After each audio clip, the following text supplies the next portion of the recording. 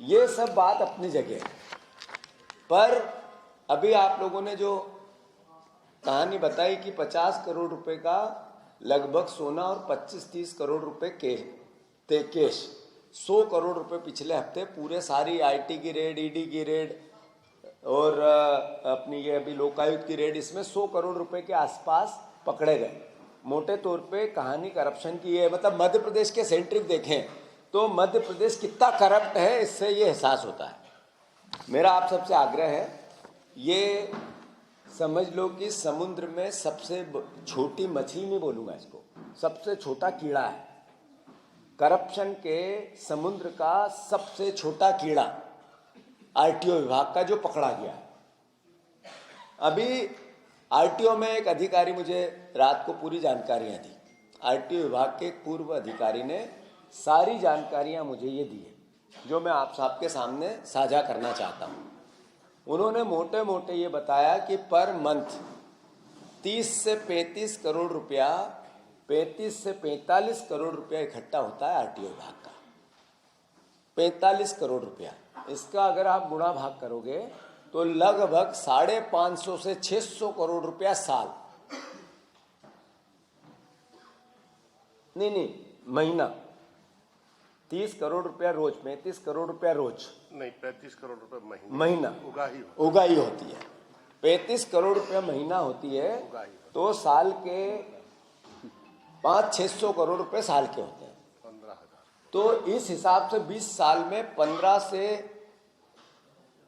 13,000 करोड़ रुपए से 18,000 करोड़ रुपया बना है। मतलब 15,000 करोड़ रुपए का घपला है। ये घपला सिर्फ ये 30 करोड़ 35 करोड़ सोना मिला, वहां कोई मिला नहीं, गाड़ी ऐसे ही मिल गई, अखबारों की हेडिंग बन गई, ये इतना ही नहीं है भर। ये पिछले 20 साल में इस भारतीय जनता पार्टी ने 15,000 करोड़ रुपए का की करप्शन किया है आरटीओ विभाग में। वही अधिकारी ने बताया कि अब भी जब लोकसभा के चुनाव हुए तो एक लोकसभा के कैंडिडेट को 6-6 करोड़ रुपए दिए गए उसी पैसे में से, और हेलीकॉप्टर में ट्रांसफर हुआ पैसा, हेलीकॉप्टर में ट्रांसफर हुआ पैसा, यही आरटीओ का पैसा। अभी इतनी बात नहीं है, जब लोकायुक्त की छापेमारी चल रही थी तो ये भाई साहब चले गए 2 दिन पहले विदेश। कैसे चले गए दुबई? मतलब अंदर से ही गए, बीच में ही कोई था? सवाल ये है, ये पीछे माइक पे बात कौन कर रहा है? जो दुबई गए कैसे, जब 2 दिन बाद लोकायुक्त का छापा? मध्य प्रदेश की एजेंसी है लोकायुक्त, यहां लोकायुक्त मध्य प्रदेश की नहीं है तो स्वायत्त भी है, तो मध्य प्रदेश का सेंट्रिक काम देखती है। इनको कैसे पता चला दुबई जाना, अपने यहाँ छापा डालने वाला है? ये मतलब बीजेपी के अंदर चोरी के माल का झगड़ा चल रहा है, जग जाहिर हो रहा है। यानी हमने देखा एक पूर्व परिवहन मंत्री कह रहा है कि ये जो अभी कांग्रेस से परिवहन मंत्री आया है ये बीजेपी को समाप्त करने वाला है, और अभी का कह रहा है कि ये पूर्व जो पहले का है ये अभी समाप्त करने वाला है। झगड़ा क्या है? बीजेपी का नहीं है, माल का है, दोनों की लूट का है, दोनों उस विभाग के हैं। दोनों कितना भी करे, बोल पाए, एविडेंस आ पाए नहीं आ पाए, पर पब्लिक परसेप्शन क्लियर है कि ये बीजेपी के जो वोट देती है आम जनता, उसी जनता को ये लोग लूटने में कोई कोर कसर बाकी नहीं छोड़ते। सवाल ये है कि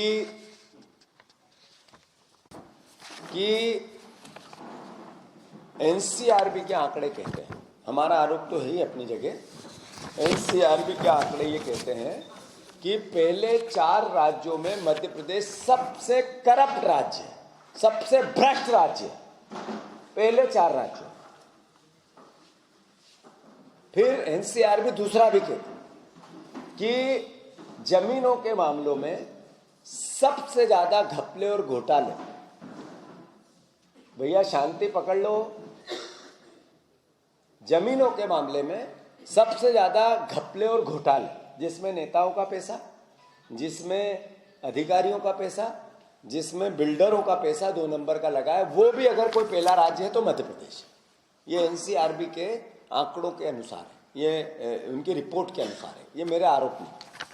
अभी ताजा लोक आयुक्त ने 19 सितंबर की सुबह रीजनल ट्रांसपोर्ट ऑफिस आरटीओ के पूर्व कांस्टेबल, शब्द को समझना पड़ेगा, कांस्टेबल सिर्फ हवलदार, इससे ऊपर हायरार्की क्या क्या होती है, देना मोबाइल। हवलदार से ऊपर होता है कांस्टेबल। कांस्टेबल से ऊपर होता है हवलदार, मोबाइल। कांस्टेबल से ऊपर होता है हवलदार, फिर उसके ऊपर होता है आरटी, जो उसके ऊपर होता है, फिर आरटीओ, फिर उसके ऊपर होता है विभागीय, जो भी मतलब ये सबसे छोटी पोस्ट थी जिसके पास से ये सब मिला। अब कहानी ये है कि ये सबसे छोटी पोस्ट के हालात ये है, तो फिर पूरे मध्य प्रदेश के पूरे आरटीओ विभाग के सबसे बड़े जो पीएस और मंत्री रहे उनके हालात क्या होंगे। ये गंभीर विषय ये है कि करप्शन का एक तरह से समुद्र बन गया मध्य प्रदेश, समुद्र, सारी नदियां इसमें मिलती है। अब आप देखो कि 2 दिन पहले और एक रेड डली, वो आयकर विभाग की थी, ये लोकायुक्त की है, मध्य प्रदेश के लोकायुक्त की। उनने क्या किया, रियल एस्टेट कारोबारी के 2 दिन भोपाल, इंदौर 51 ठिकानों पे छापे मारे। इनकम टैक्स डिपार्टमेंट ने 2 दिन पहले 18 दिसंबर Trishul construction, Kali T group, Ishan group, Bhopal, Indore के 51 ठिकानों पे छापेमारी की। इसमें सबसे ज्यादा 49 ठिकाने भोपाल में शामिल थे। इसमें आईएएस, आईपीएस, राजनेता की पसंद वाले नीलबड़, मिंडोरी और मिंडोरा जैसे इलाके शामिल है। इन बिल्डरों के पास वो सब है। कहानी इस पूरी व्यवस्था को आप लोगों ने, मीडिया ने, परिस्थितियों ने पब्लिक डोमेन में लाया। अब मैं बात पार्टी की, हमारी पार्टी की करना चाहता हूं। ये बात में मेरी बात हेमंत जी की बात में मेरी बात मिला रहा हूं। ये जो भाई साहब दुबई गए, इनको अब सुरक्षा मिलनी चाहिए, इनको पुलिस सिक्योरिटी मिलनी ही चाहिए, क्योंकि ये जब आदमी गिरफ्त में आएगा तो जो प्रमोद जी ने मेरे से सवाल किया कि कौन लोग हैं, वो चेहरे सामने आएंगे। मुझे डर है कि हत्या नहीं हो जाए, जो सौरभ है इनके पे हमला नहीं हो जाए, ये गायब नहीं हो जाए, इसलिए जितनी जल्दी हो पुलिस इनको सुरक्षा दे।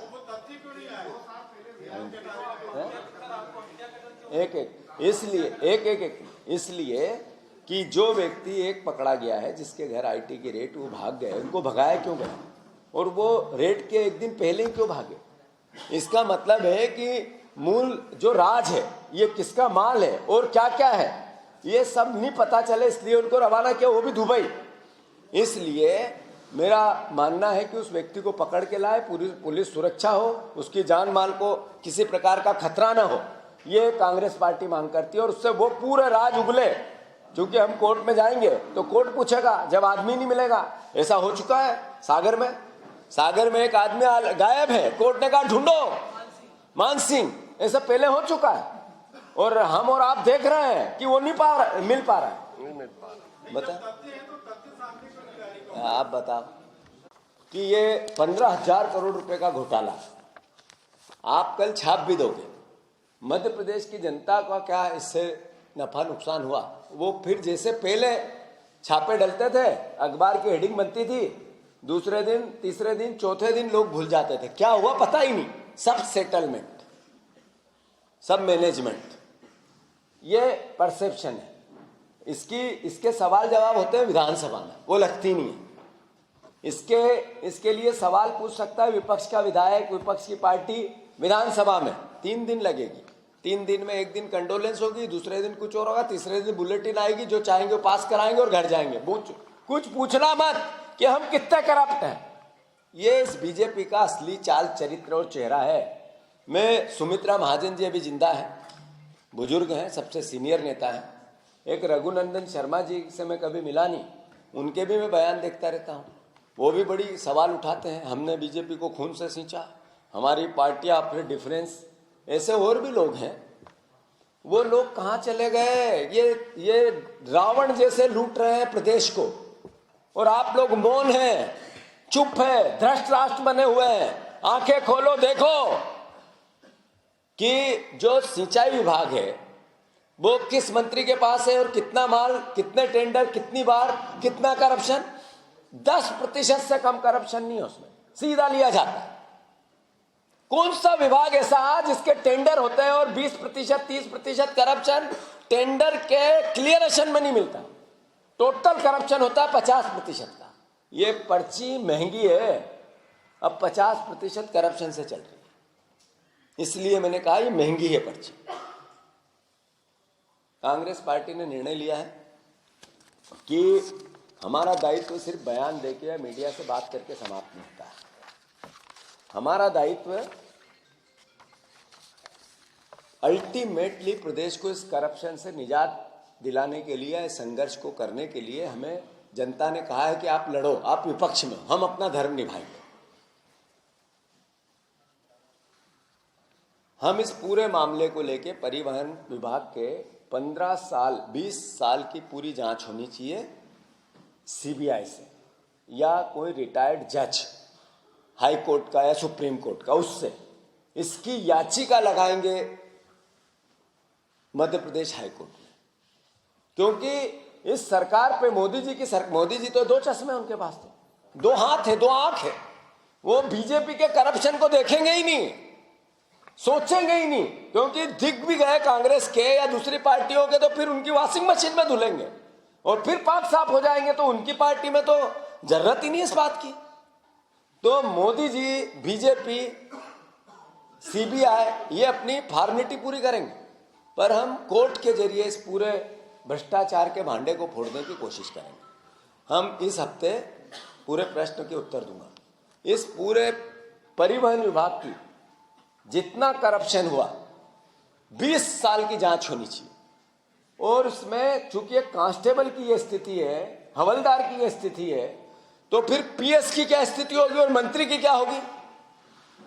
बिना मंत्री, बिना पीएस से ये सोने के बिस्किट रख सकता है क्या हवलदार? हवलदार के पास 52 किलो सोना, 50 करोड़ का, और पहले ही पता चल गया जा दुबई, बिना पीएस अधिकारी मंत्री के आज्ञा के बगैर चला गया होगा, उसको पता कैसे चल गया? वाह मोहन भैया, मान गया आपको तो। पुलिस भी भेज दी और चोर को कह दिया भाग जा। यही हुआ है, इसके अलावा कुछ नहीं हुआ है। तो कांग्रेस पार्टी इसके लिए कोर्ट जाएगी। अब सवाल यह है कि ये सब करप्शन होता है तो आप पे और हम पे, जनता पे असर क्या आता है? मैंने अभी आपको कहा 1100 करोड़ रुपए की जमीनें बेची। इस प्रश्न के उत्तर में आया, ये लिस्ट है, जारी कर रहे हैं। अगर इन जमीनों का फिजिकल वेरिफिकेशन करें, ये लिस्ट फिजिकल वेरिफिकेशन करें, तो ये 10,000 करोड़ रुपए से ऊपर की जमीन है। तो 10,000 करोड़ रुपए की जमीनें, संपत्तियां अगर बेची 1100 में, तो सांठगांठ नहीं हुई होगी। सरकार नहीं बेची, अपना ये कर्ज का बोझ को सर पे लेके कर्ज तो ले ही रहे हैं, पर संपत्तियां भी बेच रहे हैं। देश नहीं बिकने दूंगा। ये 1100 करोड़ रुपए की 101 संपत्तियां देश ही बेचा है। ये बीजेपी ने देश बेचा है प्रदेशवासियों, देशवासियों। यही तो देश होता है। देश क्या है? आप, हम, इस देश की व्यवस्था, इस देश की संपत्ति, यही तो देश है। भारत माता है, यही तो भारत माता है। तो ये भारत माता बिक रही है और बीजेपी बेच रही है, नरेंद्र मोदी बेच रहे हैं, मोहन यादव बेच रहे हैं।